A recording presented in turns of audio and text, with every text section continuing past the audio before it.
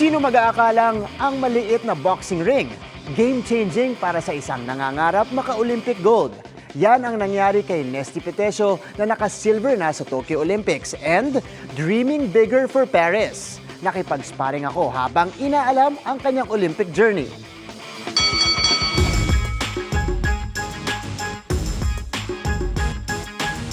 Walang hinto. Hanggat walang ginto. Sa training at sa bawat laban.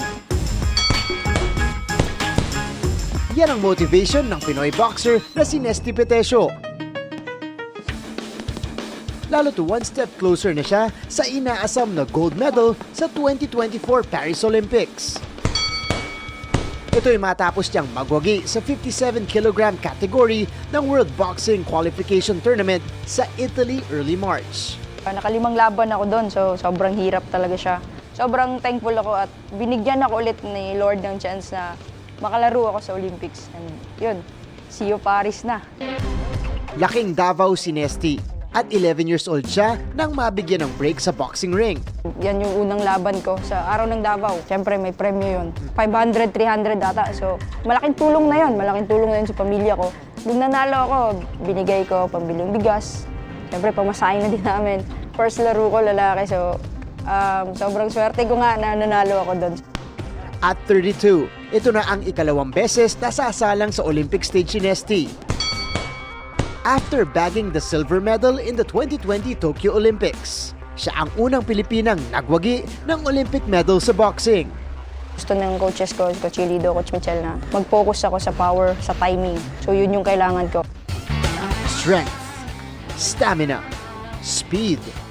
Yan daw ang pinakamahalaga sa contact sport na boxing. Sa aking pagsalang sa ring, may pro tip ang ating pambatong boxing champ. Nakita niyo po, naka-gloves po ako. Naka-mitts si Nesty, so siya po yung magte-train sa akin ngayon. Pero kahit naka-mitts yan, Google Pay ako nito. Sure ball yan. Always be ready po. Alerto ka sa taas ng ring kasi anytime pwede mong masalo yung hampas ng coaches mo, yung suntok ng kalaban mo.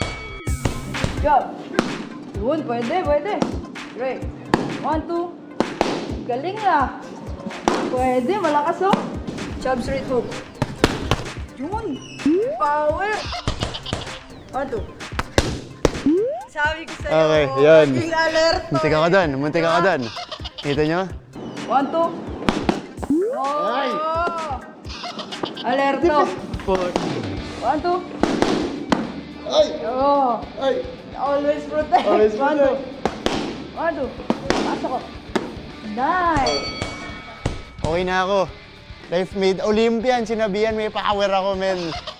Let's go. Di joke. May power mo.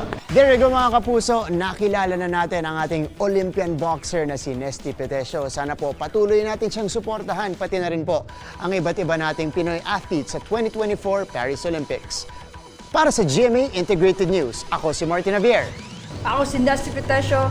Changing the game!